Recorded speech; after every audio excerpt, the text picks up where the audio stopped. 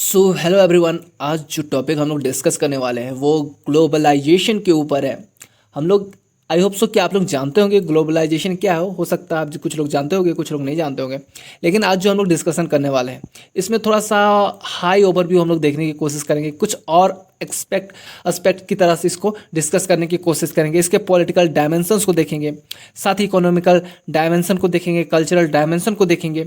साथ ही हम लोग रिकोलोनाइजेशन इसमें कैसे आ रहा है ग्लोबलाइजेशन में, इसका क्या क्या इम्पैक्ट हो सकता है, कुछ नए एस्पेक्ट्स की तरह से हम लोग इसमें क्या करेंगे, सोचने की कोशिश करेंगे और ज़्यादा डिस्कस करते हैं। तो चलिए स्टार्ट करते हैं आज का ये क्लास। और अगर आप लोग इस चैनल में न्यू हो तो सबसे पहले इस चैनल को सब्सक्राइब कर लो यार, और साथ ही बेल आइकन को भी प्रेस कर ले ताकि हमारे वीडियो आप तक पहुंच सके। तो चलिए स्टार्ट करते हैं आज का ये क्लास। ग्लोबलाइजेशन जैसा कि ये क्या है, एक नाउन है। ग्लोबल मीन्स क्या होता है, पूरा आपका विश्व, जो आपका पूरा वर्ल्ड है उसको लेके बात करता है। और जब ग्लोबलाइजेशन में आपका क्या होता है, इंटीग्रेशन ऑफ क्या होता है, आपका कंट्रीज होता है। जो आपका वर्ल्ड क्या हो जाता है, इंटीग्रेट हो जाता है, वो क्या हो गया, ग्लोबलाइजेशन हो गया। जिसमें आपके हर जो देश है वो एक दूसरे के साथ इंटीग्रेट हो गया। देखिए ग्लोबलाइजेशन जो आपका वर्ड आया था ना, तो ये जो स्पेशली आया था इकोनॉमिकल वर्ड है ग्लोबलाइजेशन आपका, जो ये एक इकोनॉमिकल वर्ड है। लेकिन आप इसको अगर आप चाहो तो ये अपने अकॉर्डिंग आप इसको जहाँ पर भी आपको जैसे यूज़ कर सको, पॉलिटिक्स में यूज़ करोगे तो ये पॉलिटिकल वे में अलग डायमेंशन ले लेगा, अलग एक्सपेक्ट में बात करने लग जाएगा। इकोनॉमिकल में ये अलग एक्सपेक्ट में आ जाता है, कल्चरल में अलग एक्सपेक्ट आ सकता है। यहाँ तक कि ये आपके लोअर लेवल जो आपका डिस्ट्रिक्ट लेवल रहता है, लोअर लेवल जो आपका सोसाइटी रहता है, उसमें भी हम लोग ग्लोबलाइजेशन वर्ड यूज कर सकते हैं। लेकिन वो अलग एक्सपेक्ट में आएगा, उसके एक्सपेक्ट चेंज हो जाएंगे, उसकी जो बातें होंगी जो उससे रिलेटेड रहेगा वो वर्ड अपने में एक अलग मायने ले आएगा। ओके अब आप समझ पा रहे हैं।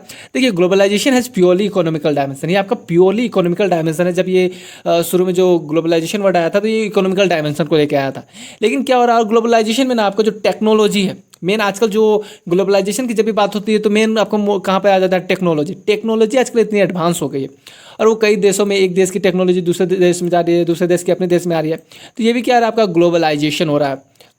तो बात करें ग्लोबलाइजेशन की तो आपके मल्टीनेशनल कंपनीज होते हैं। मान लीजिए कोई मल्टीनेशनल कंपनी है और वो इंडिया में अपना फैक्ट्री खोलना चाह रही है, और वो इंडिया में अपना फैक्ट्री खोली, तो क्या हुआ, वो अपनी कंपनी किसी और देश की कंपनी थी, वो इंडिया में आई। इससे क्या हुआ, वो वन नेशन से दूसरे नेशन में अपना क्या करने आए, इन्वेस्ट करने आई। और यहाँ पर अगर वो कंपनी खोल रही है, मान लीजिए यहाँ से कुछ प्रोडक्ट्स बन रहे हैं और वो इन प्रोडक्ट्स को किसी और कंट्री में भेज रहा है, सेल कर रहा है, तो वो फिर दूसरे कंट्री से कनेक्ट हुआ। या फिर इंडिया का ही कोई कंपनी है, कुछ प्रोडक्ट को अपने दूसरे एरिया में आपका क्या कर रहा है, एक्सपोर्ट कर रहा है। देन क्या हो रहा है, ये एक देश से दूसरे देश में आपका ट्रेड हो रहा है। तो ये क्या है, ये भी आपका ग्लोबलाइजेशन है। देखिए मोस्टली जो हमारे इंडिया में क्या, जो आपका वर्ल्ड में कई सारे ऐसे ऑर्गेनाइजेशन हैं जो ग्लोबलाइजेशन को बढ़ावा देते हैं। कई सारे ऐसे फॉर्म हैं जो आपको ग्लोबलाइजेशन को बढ़ावा देते हैं, जैसे वर्ल्ड ट्रेड ऑर्गेनाइजेशन, IMF, और भी कई सारे जो आपके ग्लोबल लेवल में जो आपके फॉर्म बने रहते हैं, वो आपको क्या कहते हैं, ग्लोबलाइजेशन को बढ़ावा देते हैं। और किसी भी देश के लिए उसके डेवलपमेंट के लिए, उसके बेसिक इंफ्रास्ट्रक्चर डेवलपमेंट के लिए कहीं ना कहीं ग्लोबलाइजेशन एक इंपॉर्टेंट रोल प्ले करता है। लेकिन ऐसा नहीं कि ग्लोबलाइजेशन आपको बेनिफिट भी देता है। कुछ लोगों का मानना है, जो इसके अपोजिशन में रहते हैं, उनका मानना है कि ग्लोबलाइजेशन एक इकोनॉमिक को हर्ट भी करता है। इकोनॉमिक के जो नीचे तबके के लोग रहते हैं उनको हर्ट करता है, उनको पनिश करने का काम करता है। कई सारे एस्पेक्ट्स का ये कहना है। तो आगे देखते हैं, हम लोग इन्हीं सब के बारे में बात करेंगे। देखिए जो आपका डायमेंशन की बात करें, अगर हम लोग ग्लोबलाइजेशन के डायमेंशन की बात करें तो पहला डायमेंशन है पॉलिटिकल, इकोनॉमिकल और कल्चर। ये तीन उसके मोस्टली आपके डायमेंशन होते हैं। पॉलिटिकल डायमेंशन में भी जैसे कि देखिए एक देश का जो आपका, अब इस चीज़ से भी समझ सकते हैं, जो आपका क्या रूसी क्रांति हुआ था, रूसी क्रांति के बाद क्या हुआ, पॉलिटिकल में जो हमारे इंडिया में चेंज आने लगे, वहाँ से हम लोग कुछ देखने लगे, कुछ सीखने लगे, ताकि हम जो ब्रिटिश गवर्नर को क्या कर सके, उसके खिलाफ अगेंस्ट जा सके। जो आपका दादा भाई नौरोजी और कई सारे ऐसे नेता थे जो कि आपके बाहर गए थे, विदेश गए थे पढ़ाई करने के लिए, और वहाँ से जब उन्होंने नॉलेज इकट्ठा की पॉलिटिकल को लेके कि भाई इंग्लैंड में तो यहाँ कुछ अलग चक्कर, मान लीजिए कोई गया इंग्लैंड में पढ़ के आया, कुछ ऐसे तबके के लोग तो थे ना उस वक्त जो बाहर पढ़ाई करने जाते थे, इंग्लैंड में कोई पढ़ के गया और वहाँ के जो उसका पॉलिटिकल व्यू है, पॉलिटिकल अप्रोच को समझा। और उसके बाद जब इंडिया आएगा और इंडिया में जब देखेगा कि यहाँ पे ब्रिटिश तो अलग रूल लगा रहे हैं, वहाँ का पॉलिटिकल सेंस अलग है, यहाँ का पॉलिटिकल सेंस है, तो वो क्या किया, उसी के एस्पेक्ट में ना हम लोग क्या किया, ग्लोबलाइजेशन उस वक्त भी था। हमारे ब्रिटिश जो हमारे पुराने समय से ग्लोबलाइजेशन होते हुआ है, ट्रेड है मतलब ग्लोबलाइजेशन है, आपका कल्चर आपका एक देश से दूसरे देश जा रहा है मतलब ग्लोबलाइजेशन है, आपका इकोनॉमिक वन देश से दूसरा देश में ट्रांसफर हो रहा है, आपका क्या है, वो ग्लोबलाइजेशन है। तो जब कोई इंग्लैंड से पढ़ के आया, इंडिया गया, जो हमारे जो ब्रिटिश समय में था, इंडिया से पढ़ के, तो उसको क्या देखता था कि भाई ब्रिटिशर्स लोग तो वहाँ पर अलग अप्रोच कर रहे हैं, अलग उनका कानून चल रहा है, और यहाँ पर हम लोग के लिए अलग कानून बना दिए हैं। तो इनसे क्या हुआ, वहाँ की जो भावना थी, वहाँ की जो नीति थे, वहाँ के जो रूल रेगुलेशन थे, लॉ एंड ऑर्डर था, वो कहाँ शिफ्ट होने लगा, उसकी विचारधारा आने लग जाएगी कहाँ पे, हमारे कंट्री में, इंडिया कंट्री में। और धीरे धीरे क्या होगा, उन्हीं विचारधाराओं के चलते जो हमारे देश में नेशनलिज्म की भावना सब उत्पन्न, ज़्यादा उग्र भावना में आ जाएगी, ज़्यादा हाई लेवल पर पहुँच जाएगी और देश धीरे धीरे आज़ादी की ओर पहुँचेगा। कहीं ना कहीं जब तक आप देखोगे, देखो भाई, जब तक आपको पता नहीं होगा कि डेमोक्रेसी नाम की भी एक चीज़ होती है, तो आप उसको एक्सपेक्ट कैसे करोगे? जब तक आपको लगेगा कहीं कुछ ऐसे चीज़ों में, कई सारे फिलोसोफर्स भी ऐसे रहे हैं जो चीज़ों में कुछ छोटी छोटी चीज़ों में कुछ नई नई बातें ढूंढ लेते हैं। उसी तरह जब अगर कोई पर्सन है, अगर इंडिया का ही कोई था, अगर उन्हें पता नहीं रहता कि डेमोक्रेसी नाम का भी चीज़ है, तो वो डेमोक्रेसी को के लिए फाइट क्यों करते? नहीं करते, उनको पता नहीं था। जब तक कोई फिलोसोफर्स नहीं आता, किसी चीज़ को देख के, किसी एक्सपर्ट को या किसी भी ऐसे पार्टिकुलर थिंग को देख के ये नहीं बोलता कि हाँ इसके थ्रू वो डेमोक्रेसी का थ्योरी नहीं निकालता, तो उनको पता नहीं चलता कि डेमोक्रेसी में। तो क्या हुआ, जो पॉलिटिकल व्यू गया, जो पॉलिटिकल विचारधारा आई दूसरे कंट्रीज से, वो क्या हो गया, पॉलिटिकल। तो वो भी क्या हुआ आपका, ग्लोबलाइजेशन। क्या हुआ आपका, पॉलिटिक्स का एक देश से दूसरे देश में। साथ ही ये भी होता है ना कि किसी देश का पॉलिटिकल कुछ चेंज होता है ना, तो तुरंत दूसरे देश में उसका भी प्रभाव पड़ता है। जैसे कि आप कैसे देख सकते हैं कि ईरान जो आपका परमाणु मिसाइल वगैरह करने वाला था, उसका परीक्षण, तो उसका क्या होने लग गया, किसी दूसरे देश में भी इफेक्ट पड़ने लगा। जैसे चाइना ने अभी गलवान वैली पे इम्पैक्ट डाला, तो इसका क्या इफेक्ट पड़ा, ये भी आप देख सकते हैं। जैसे हांगकांग में इफेक्ट डाला, जापान के लुकाशिया, मान लीजिए जो चीन है वो जापान के इंसुका जो आइलैंड है उसमें कब्जा करेंगे, तो अमेरिका भी इधर से आया ना उसके करने के लिए। अमेरिका का भी जो पॉलिटिकल में भी थोड़ा सा इफेक्ट पड़ा। तो ये सब चीज़ें होती है जो पॉलिटिकल में भी आ जाती है। बात करें इकोनॉमी, इकोनॉमी का तो बहुत बेस ही है, जो आपका ग्लोबलाइजेशन का जो बेस है वो क्या, इकोनॉमिक है। इकोनॉमी में क्या होगा, आपका ट्रेड होंगे, कई सारे ट्रेड होंगे। वन कंट्रीज से दूसरे कंट्रीज में आपका क्या होने लग जाएंगे, ट्रेड लग जाएंगे। तो वही क्या हो गया, आपका इकोनॉमिक्स हो जाएगा। कई सारे ट्रेड होंगे, एक्सपोर्ट होगा, इंपोर्ट होगा, कई सारे फैक्ट्रीज, इंडस्ट्रीज, दूसरे देश के इन्वेस्टर्स आएंगे, फिर उनको डिस्ट्रीब्यूट करेंगे। तो क्या हो गया, आपका इकोनॉमिकल डायमेंशन हो गया। अब बात करते हैं आपका कल्चरल डायमेंशन के। कल्चरल डायमेंशन भी आपका बहुत बड़ा होता है। देखिए क्या होता है ना कि पहले जो हमारा इंडिया था, इंडिया की बात करें तो क्या पता, धोती कुर्ता वगैरह पहना करता था। अलग ही इंडियन का जो कल्चर था, कल्चर का अकॉर्डिंग जो उनका वेशभूषा था वो डिफरेंट था। लेकिन आज हम लोग आजकल क्या होते जा रहे हैं, मॉडर्न होते जा रहे हैं। हम लोग सूट वूट में आ जा रहे हैं, मॉडर्नाइज हो जा रहे हैं। हम लोग क्या बोले, वेस्टर्न कल्चर में ढलने लगे। इसका अफेक्ट कैसे पड़ा, इसका अफेक्ट इसी से पड़ा ना कि हम लोग दूसरे कल्चर को जानने लगे और दूसरे लोगों से हम लोग इंटरेक्ट होने लगे। ग्लोबलाइजेशन हुआ, इंग्लैंड के लोग भारत आए तभी तो हम लोग को उनका कल्चर के बारे में पता चला ना। नहीं तो हम लोग उसके कल्चर के बारे में कैसे पता चलता, अगर इंग्लैंड के लोग भारत नहीं आते और भारत के लोग नहीं कभी इंग्लैंड जाते तो कल्चर का पता। तो ये काफ़ी आपका कब हिस्ट्री के टाइम से, काफ़ी पुराने टाइम से ये चला आ रहा है ग्लोबलाइजेशन। ठीक है, तो इसी को हम लोग क्या बोलते हैं, कल्चरल होमोजिनेशन। क्या कहते हैं, कल्चर होमोजिनेशन।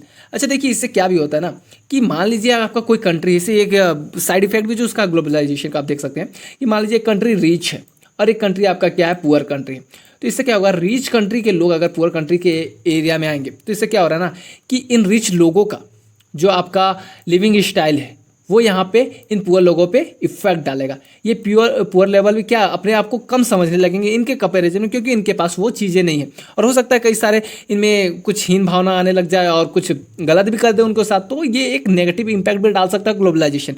कोई ज़रूरी नहीं है कि वो एक पॉजिटिव इंपैक्ट डालेगा। Okay, you can understand very well कि अगर ये रिच लोग अगर पुअर पीपल के आ रहे हैं तो पुअर पीपल में उसका इम्पैक्ट आपका पड़ेगा।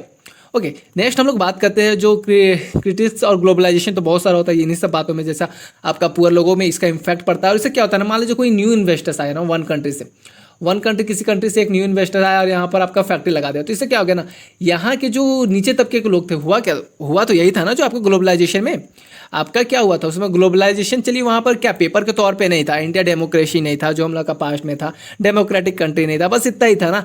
लेकिन ब्रिटिशर्स तो आए, वो क्या होता है ग्लोबलाइजेशन का एक पार्ट है ना। लेकिन देखिए ग्लोबलाइजेशन का अगर एक्चुअल पार्ट में क्या किया जा रहा है कि वो एक लीगली प्रोसीड्यूर के तौर पे आजकल उसको माना जा रहा है। ये इसमें कंफर्म नहीं है, मगर ये अजस देखा जाता है, उसको समझा जाता है।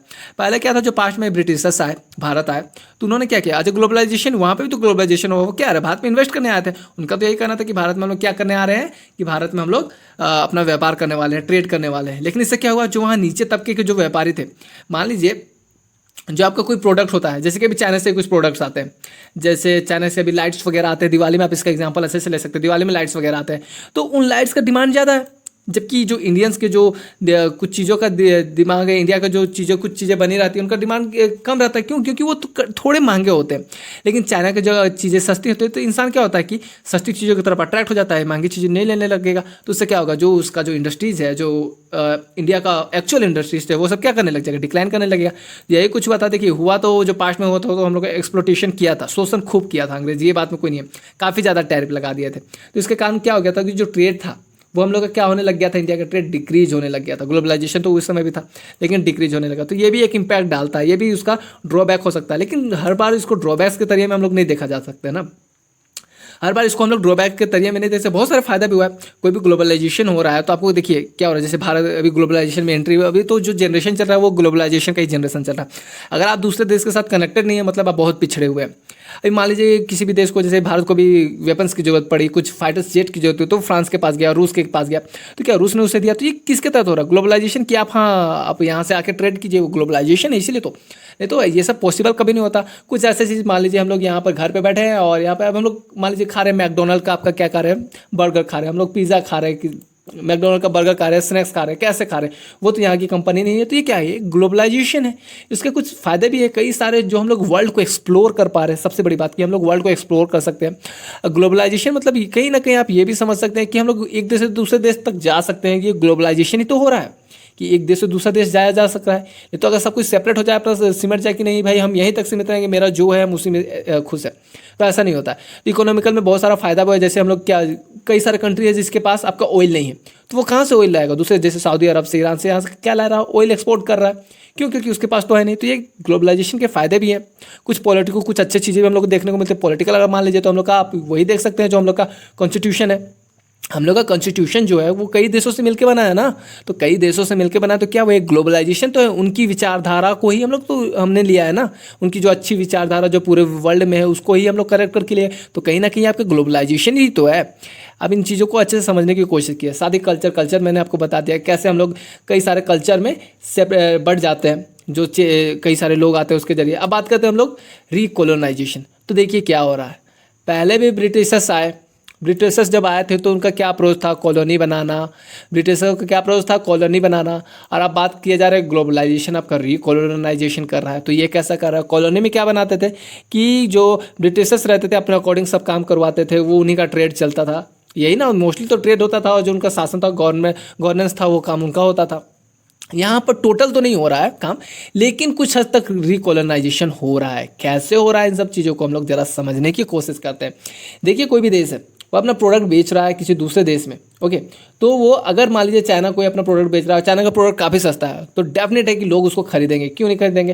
क्योंकि वो सस्ता है और अच्छी चीज़ें रहेंगी। तो ऑब्वियस है कि लोगों को एक चीज़ देखिए, जो आपका आत्मनिर्भर जो रहता है, आत्मनिर्भर भारत की जो बात मोदी करे, वो अलग जगह है, वो करना है, वो ऐसा नहीं कि नहीं करना है। लेकिन जो आप बॉयकॉट आप पूरी तरह से नहीं कर सकते उन चीज़ों का जो आपको सस्ते मिल जाए। मान लीजिए एक मजदूर है, वो आपको 5,000 6,000 रुपये मंथली कमा रहा है, तो वो कहाँ से अफोर्ड कर पाएगा? देखिए भारत की चीज़ें, कुछ चीज़ें हम लोग महंगी मिल रही है, महंगी चीज़ें वो अफोर्ड नहीं कर पाएगा। अब मान लीजिए भारत का फ़ोन आपको मिल रहा है 14,000 में मिल रहा है, चाइना का फ़ोन वही फ़ोन आपको सेम फीचर के साथ 5,000 में मिल जा रहा है। तो जो आपका गरीब तबका का लोग है, तो 5,000 की तरफ ना जाना पसंद करेगा, 14,000 की तरफ तो जाना पसंद नहीं करेगा। चलिए अब मान लीजिए आप बोलते हैं कि इसको बैन कर दिया जाए, तो इसको बैन भी नहीं किया जा सकता। क्यों बैन नहीं किया जा सकता? भाई वर्ल्ड ट्रेड ऑर्गेनाइजेशन में हम लोग क्या करके आए हैं, साइन वाइन करके आए हैं, तो ये नहीं किया जा सकता। तो ये तो खैर एक एक्सप्लोर पार्ट है इसका। लेकिन आप चीज़ें समझने की कोशिश कर रहे हैं, तो क्या होगा ना, जब चीज़ें सस्ती हो जाएगी तो वो उनके अकॉर्डिंग चलने लगेगा, पूरा मार्केट पे उनका दबदबा हो जाएगा। अजय मार्केट ही तो बन रहे हैं ना। ब्रिटिश समय में क्या था, हम लोग मार्केट ही थे। अगर हम लोग एक अच्छे मार्केट नहीं रहते ब्रिटिशर्स के लिए, तो वो लोग हम लोगों को कभी कॉलोनी नहीं बनाते। उनका मेन मकसद था मार्केट का, एक बहुत बड़ा मार्केट थे हम लोग उनके लिए। और आप मानिए जो बात मैं बताने वाला हूँ कि जो 1947 में हम लोग का जो इंडिपेंडेंट हुआ, उसका मेन रीज़न भी यही था कि जो इंडिया का जो मार्केट था काफ़ी ज़्यादा एक्सप्लॉइटेशन हो चुका था उसमें। इसीलिए ही जो आपके ब्रिटिशर्स थे वो इंडिया छोड़ के गए थे, ऐसे ही नहीं चले गए थे। उनको वो और चाहते तो रह सकते थे, उनका कुछ ऐसा कुछ कर देते कि उनको रहने को मिल जाता। लेकिन माना आवाज़ उठ रही थी, लेकिन वो लोग भी कुछ कर सकते थे उस समय, लेकिन अब उन्हें फ़ायदा नहीं दिख रहा था। 1947 के आसपास से 1940 के बाद ही उन्हें फ़ायदा, एक्चुअली देखिए 1930 हुआ ना, 1930 के बाद उनको फ़ायदा दिखने हट गया कि उनका मार्केट ये काफ़ी ज़्यादा एक्सप्लोटेशन हो चुका था। जैसे कि आपको पता, बाहर सोने की चिड़िया हुआ करती, जबकि अब नहीं रह गई। तो इसी सब कारण के चलते ये होता है। तो ये क्या हो रहा है, रिकोलोनाइजेशन, एक मार्केट हम लोगों पे दबदबा बना पा रहा है। जैसे कि मैं आपको बता दूं, जो आपके टेलीकॉम कंपनी है, 4 टेलीकॉम कंपनियां जो आपके वर्ल्ड में है, जो मोस्ट फेमस है, उसमें से जो 2 कंपनियां वो आपकी कहाँ पे है, चाइना की है। और वही कंपनी से हम लोग क्या करते थे, इंपोर्ट करते थे जो आपका मटेरियल्स वगैरह रहते थे, मोबाइल में यूज करने वाले मटेरियल्स। तो हम लोग इन्हीं 4 कंपनियों पर डिपेंडेंट है, और तो कोई नहीं है। और ये चारों ही हम पे दबदबा बनाए रखेगी। तो क्या होगा, एक कंपनी जो आपका लार्ज प्रोड्यूस कर रही है, लार्ज क्वांटिटी में आपका चीज़ें प्रोड्यूस कर रही है, एक कंपनी आपका लो क्वांटिटी में चीज़ें प्रोड्यूस कर रही है, अगर इंडिया की कोई कंपनी है, तो इससे क्या पड़ता है, इफेक्ट पड़ता है ना। चाइना क्यों इतना डेवलप कर रहा है, क्योंकि वो एक ही बार कई सारी चीज़ें प्रोड्यूस कर देता है लार्ज मात्रा में, काफ़ी बिग अमाउंट में, तो उसको कॉस्ट भी कम पड़ता है। तो ये आपके क्या हो रहा है, रिकोलोनाइजेशन हो रहा है। जब कोई एक मार्केट को दूसरे देश के मार्केट को कैप्चर करने की कोशिश करता है, तो क्या हो जाता है, रिकोलोनाइजेशन हो जाता है। जैसा कि आपका जो ब्रिटिशर्स के समय क्या था, ब्रिटिशर्स ने अपना पूरा मार्केट डाल दिया था, कहाँ पे, इंडिया पे डाल दिया था। पूरा मार्केट जो हम लोग का एक्सपोर्ट हो गया था। एक समय ऐसा था जब हम लोग इम्पोर्ट करते थे, एक्सपोर्ट करते थे, लेकिन एक समय ऐसा आ गया कि हम लोगों को एक्सपोर्ट करने लग गए, इंपोर्ट करने लग गया। एक समय था कि हम लोग चीज़ें एक्सपोर्ट करते थे, अपने कपड़े एक्सपोर्ट करते थे, अपनी चीज़ें जो हैंडलूम्स वगैरह थे यूरोप में एक्सपोर्ट करते थे। लेकिन एक टाइम ऐसा आ गया कि हम लोग क्या करने लग गया, इंपोर्ट करने लग गया। तो आई होप सो गाइस कि आप लोग समझ गए होंगे ग्लोबलाइजेशन क्या है। इंटीग्रेशन ऑफ वर्ल्ड है, जिसमें पॉलिटिकल, इकोनॉमिकल और कल्चरल इंटीग्रेशन होता है। साथ ही कल्चरल इंटीग्रेशन से कई बार क्वेश्चन पता है, आप इसको अच्छे से डिस्कस जरूर कीजिएगा। सो आई होप सो गाइस कि आप लोगों को ये समझ में आ गया होगा। Have a nice day guys, bye bye, keep learning.